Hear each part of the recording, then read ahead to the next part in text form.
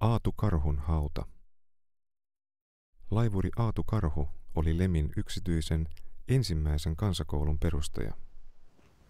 Aatu Karhu, kuttu Lemi kansakoulu, kannattaa yhdistyksen perustamiskokouksen koolle. Oatamukki Lemi talu. Kokous piettiin keväällä 1892 ja siellä oli paikalla 78 ihmistä. Kun vastustajat läksit pois, jäi paikalle vaan 10 koulun puolesta puhujaa. Hyö aivokipeättiin perustaa Lemille kansakoulun.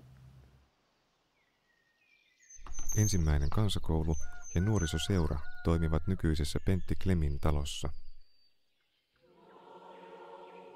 Kansakoulu jatkoi toimintaansa myöhemmin Ruomissa ja Tapiolassa.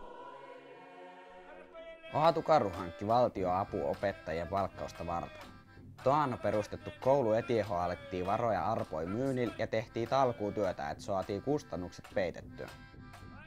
Koulutoimintaa pönkittiin myös nuorisoseura ja yksityiset ihmiset. Kansakouluavajaisia piettiin syksyllä 1893. Kansakoulun ensimmäinen opettaja oli Aleksander Karttunen.